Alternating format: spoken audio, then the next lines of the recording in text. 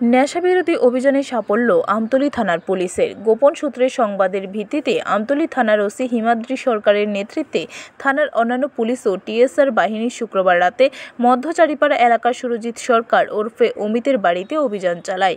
Police তার বাড়িতে অভিযান চালিয়ে মোট 16.09 গ্রাম ব্রাউন সুগার উদ্ধার সহ নেশা কারবারি সুরজিৎ সরকার ওরফে অমিতকে গ্রেপ্তার করে থানায় নিয়ে আসে। শুক্রবার রাতে ধৃত নেশা কারবারি সুরজিৎ সরকারের বিরুদ্ধে আমতলী থানার পুলিশ একটি এনডিপিএস মামলা নথিভুক্ত করে নেশা কারবারি সুরজিৎ সরকারকে জোর জিজ্ঞাসাবাদ চালাচ্ছে।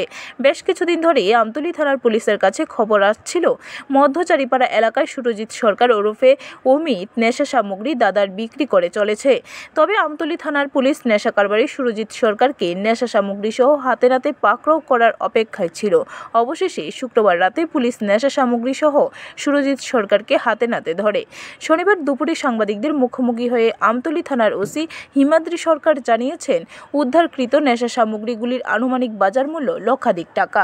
শনিবার ধৃত নেশা কারবারি সুরজিৎ সরকারকে পুলিশ রিমান্ড চেয়ে আদালতে প্রেরণ করবে। পুলিশের ধারণা, নেশা কারবারি সুরজিৎ সরকারকে পুলিশ রিমান্ডে এনে জিজ্ঞাসাবাদ করলে এই নেশা ব্যবসার মূল মাস্টার মাইন্ডকে জালে তোলা সম্ভব হবে।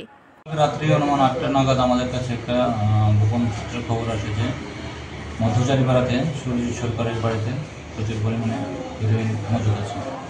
সেই খবরের ভিত্তিতে আমরা এনডিপিএস আইনের সমস্ত প্রসিডিওর মেনে আমরা আমাদের টিম সেই বাড়িতে রেড করে এবং সুরজিৎ সরকার, যার ডাক নাম অমিত, তার বাড়ি থেকে 16.9 গ্রাম আমরা হিরোইন উদ্ধার করছি।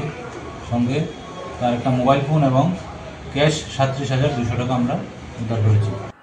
ব্যুরো রিপোর্ট, খবর ত্রিপুরা।